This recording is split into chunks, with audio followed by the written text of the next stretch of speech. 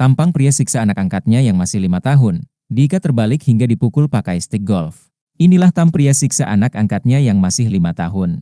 Ia diikat terbalik hingga dipukul pakai stik golf.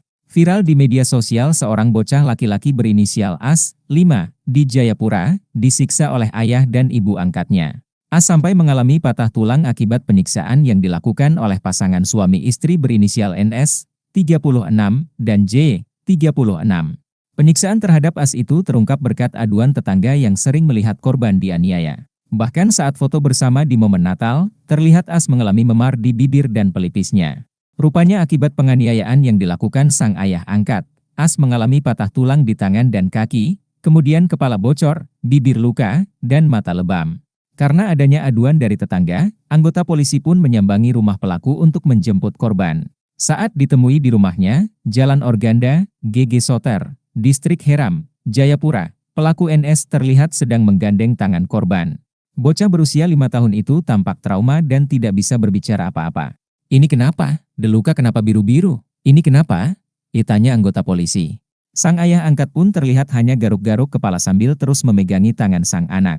Kemudian anggota polisi pun menanyakan apakah pelaku telah memukul korban. "Om pukul dia?" tanya polisi. Pelaku pun hanya terdiam dan masih saja menggaruk kepalanya. "Kasihan sampai parah begini," kata anggota polisi lagi. Pelaku pun mengakui perbuatannya dan berjanji tidak akan memukuli korban lagi. "Ini anak saya, siapa yang lapor? Nanti saya urus dia. Saya tidak akan pukul dia lagi," kata NS. Namun anggota polisi tidak percaya begitu saja dan mengajak pelaku ikut ke kantor polisi. "Om ikut dulu, dengan Mace, istri, ikut dulu," kata anggota polisi. Kemudian pelaku pun menanyakan mereka akan dibawa kemana. "Di Polsek, sama-sama sudah," katanya lagi. Namun karena sang istri, J, memiliki anak balita, maka dipersilakan menunggu di rumah saja. "Om saja yang ikut, bawa dengan dia, tong ambil keterangan di kantor," kata polisi lagi. Namun pelaku tampak ketakutan dan berusaha menolak.